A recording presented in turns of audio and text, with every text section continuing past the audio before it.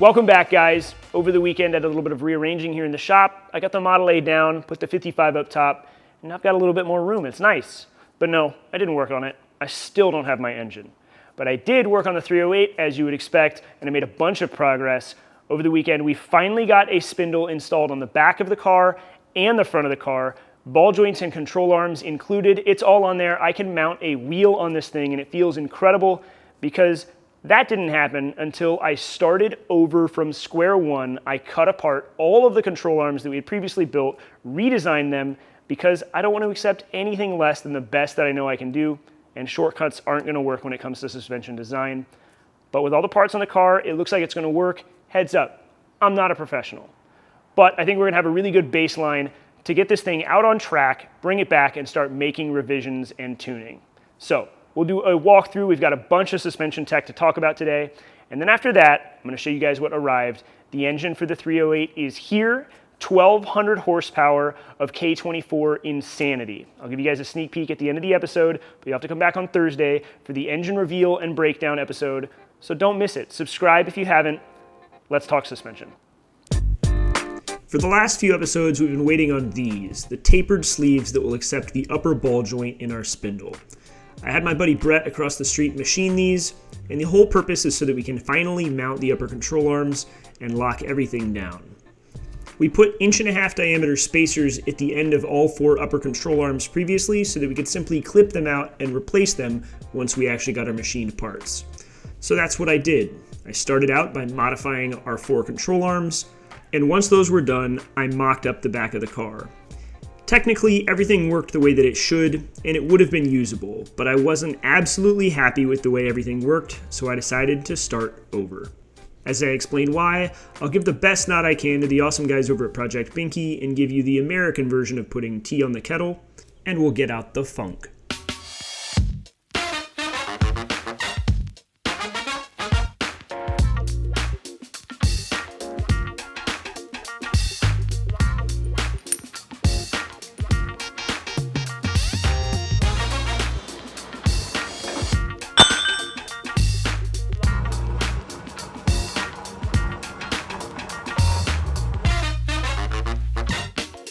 There were a lot of reasons that I just wasn't quite happy enough with the way the suspension worked previously.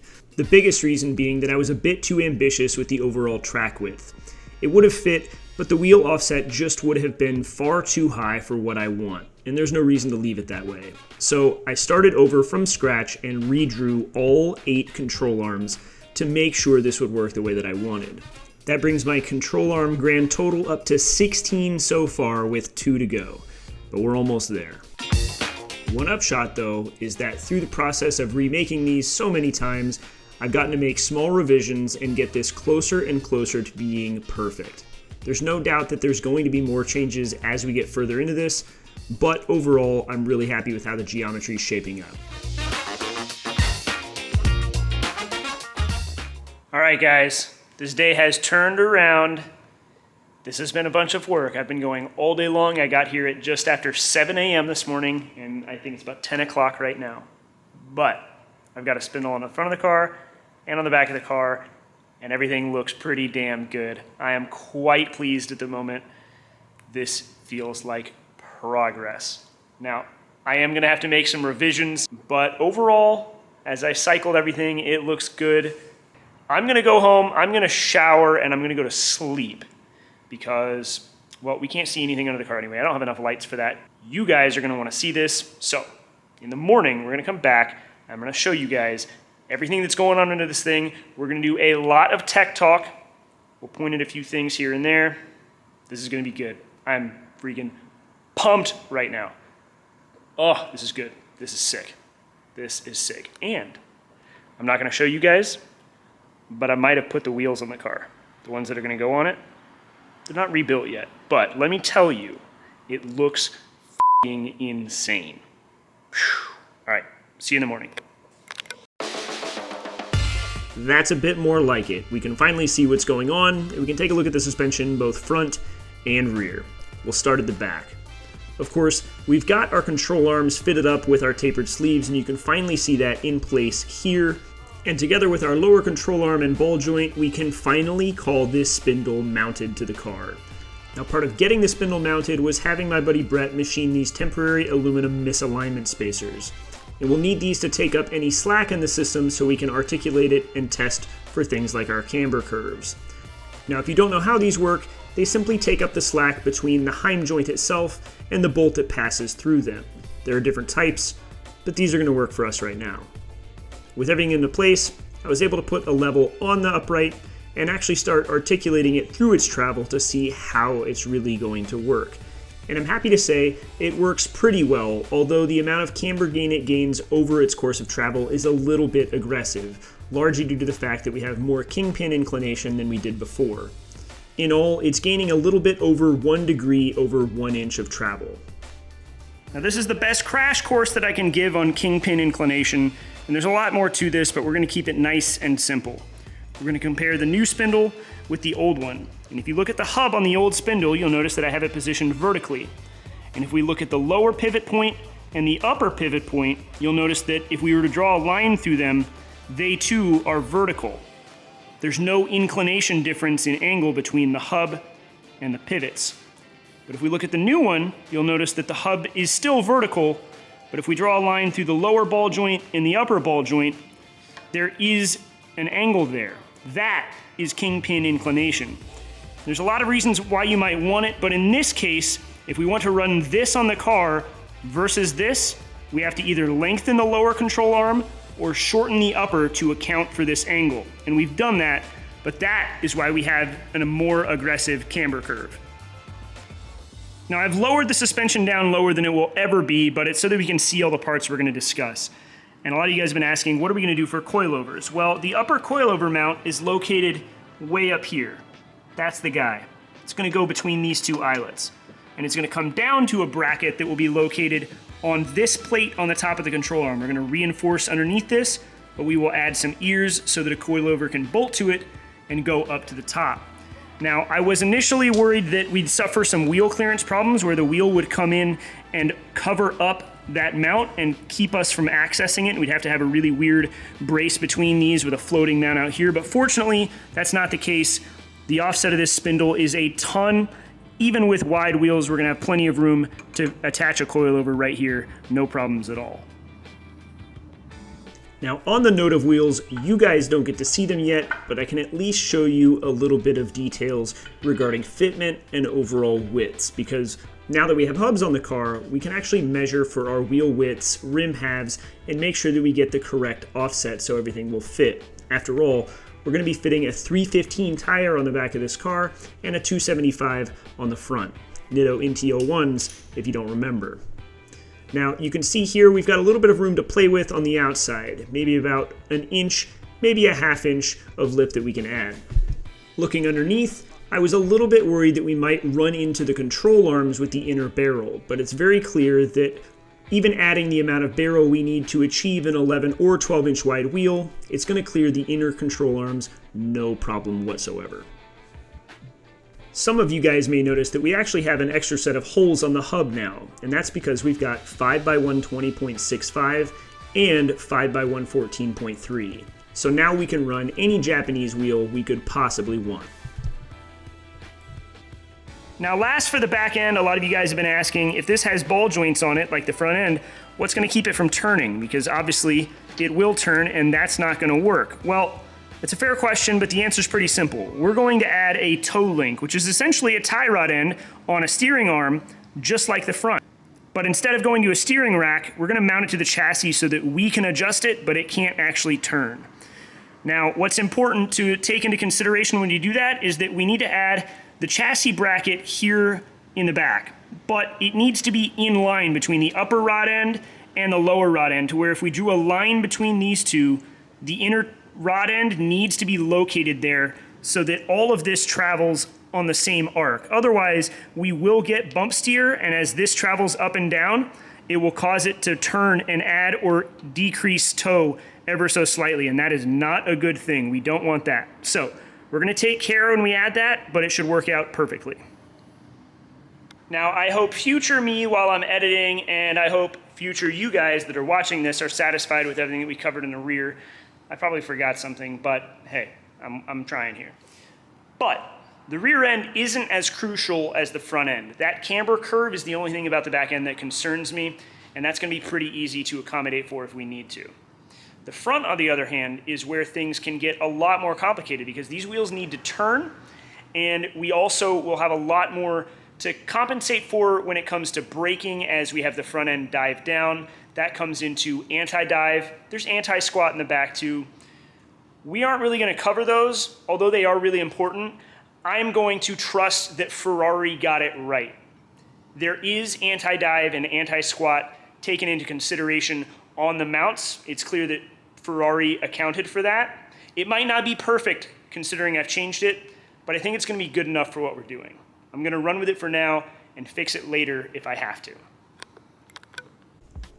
This is the first time I've had any parts mocked up on the front, but I'm happy to say it has worked out really well. Our caster is checking out at a nice 7 degrees without having adjusted anything so far, which is great news and right where we want it to be. I also put the level on the front and ran it through its motion cycle, and the camber curve looks really good. It's exactly what I'd like, and it's not quite as aggressive as the rear. I don't think I'm gonna have to make any changes to this spindle or the geometry up front. It is shaped up really well, and everything's largely worry-free. Although there is one thing. The only concern I've got for the front is related to wheel clearance, and I think I might need to redesign this arm for the control arm, because if you notice, we can't steer very far, especially once we add some barrel to this, which we need to do. We're gonna hit the control arm, and this really just is not enough steering angle. So, we'll redesign that, but it doesn't require changing the geometry. I can just keep the points where they are in CAD, and we'll change the shape of this guy. Shouldn't be too bad. On the note of steering, we're definitely gonna need longer tie rod ends. Obviously, we've extended the track width quite a bit, but we're simply gonna add our steering arm to this guy. It may even work to use the one that came with this kit, which is a simple arm that puts the steering point right here, but I don't want these angled. I'd like them to be straight, so we're gonna line that up, make sure that works. But overall, I'm feeling really good. We won't really have to worry about bump steer with this setup because we're using the stock rack and the stock positions for our control arms, so we know that the geometry there is gonna work just fine. So no bump steer, steering should work pretty well. The camber curve looks really good. The caster, as you guys saw, is dead nuts. Overall, I'm really, really happy with how this front end has come out. Last but not least, we'll talk about where the H&R coilovers are gonna mount in the front of this thing. Now, you'll notice on a lot of the other control arms, I have a plate here. I wanted to get these on the car and test them out, so I don't have that, but we're gonna add that along with a coilover mount so that the coilover can go from here to that mount right there. The upper control arm and the coilover share a single bolt, and it will put the coilover at about a 45-degree angle, so we'll have to calculate the motion ratio and make sure that we get this thing sprung correctly, but that's how it will work. We don't have to worry about interfering with an axle. We just have to make sure that it does indeed clear the steering arm and all the associated parts, that we can turn this thing and not run into the coilover. All right, now last on the list of important things for this is figuring out the instant centers and the roll center of the car. And we need to do that. We might find that we need to move some stuff around or change some dimensionality in order to make this thing work. Now, I'm not gonna be actually measuring this stuff out right now. I've got to take apart the front of the car, take apart the back of the car, and really set this up so I can measure correctly. But I want to talk about it, and then I'll actually do it presumably over the weekend. The instant center of the suspension is where the angle of your control arms converge at a point in space. It could be underground, it could be outside the car, it could be inside the car. It can be in a lot of different places depending on how you design your suspension. The roll center is where the two instant centers intersect with the center of your tires. Now there's a diagram on screen for you guys to look at that hopefully makes this make sense. But ultimately what we're defining is the roll center and what point the car will pivot around as it rolls as you drive around a track. And we want that to be in a good position so that the car will handle well. So as we get all this stuff measured out and we test it and we see how it works, we may find that we need to do some new engineering in order to get that roll center somewhere that we want it. We don't want it way underground, and we don't want it up in the middle of the car or really high up. So Ultimately, we want to get those right. I'm feeling pretty good, but we're gonna have to measure for it, double, triple check. And if you made it this far into the episode, I know this is why you're really here.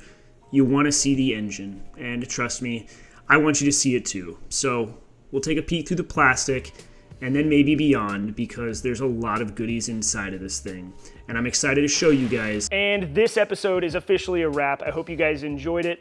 I know it was a lot of tech talk, but I'm excited. The suspension has been the biggest hurdle of this thing, and we are finally over the hill. It's only a matter of time before we get wheels and tires on this thing and get to start playing around with it, put it back on the ground. We've also got the engine. I'm excited. There's gonna be a bunch of crazy progress happening over the next few weeks, so make sure you come back and keep watching. I appreciate you guys supporting the channel as always. I'll catch you guys on Thursday.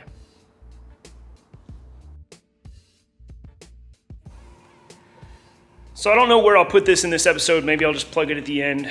Maybe it'll be in the middle, I don't know. But here we are.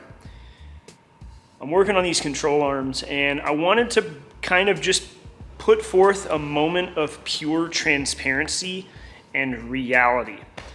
I'll be honest, I just do not want to be doing what I'm doing right now. I am over control arms. I have made what feels like a dozen of them at this point.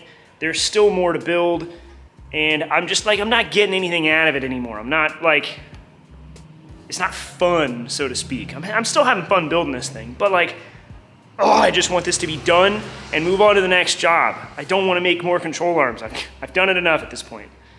But I like to imagine the end is in sight, but it could still be a lot of revisions. I might have a long way to go. And I just kind of wanted to share that because I know people get to this point on their builds a lot, and I think a lot of times it just doesn't wind up on camera. You wind up seeing other channels kind of build montages or time lapses or, you know, just points of progression, but you don't see these moments where it's just like, exhausting. I don't want to make any more control arms, but this project isn't going to get done, and that's why I wanted to share this, is if you just stop at this point and you don't persevere, you can't do something special or incredible, or just you can't get to the finish line. Races, or not even races, but just the marathon, or even just, I don't know, I don't want to use the finish line to say that it's a race, but you get what I'm saying. Getting to the finish line is always going to be work. No matter what, there's always going to be work somewhere in there. And right now, this feels like work. It's almost always play. Right now, I'm just suffering through making control arm after control arm after control arm, making revisions, making small changes, trying to get it to do what I want, and oh, it's exhausting. So there you have it. It's my moment of transparency. Hope you guys get something out of that. Hope it kind of humanizes me, but is also relatable for you if you have something you're working on. Like, I'm there with you, man. It sucks. Sometimes you just don't want to do what's right there in front of you. But I promise if you do it, you'll get through it, and you get to move on.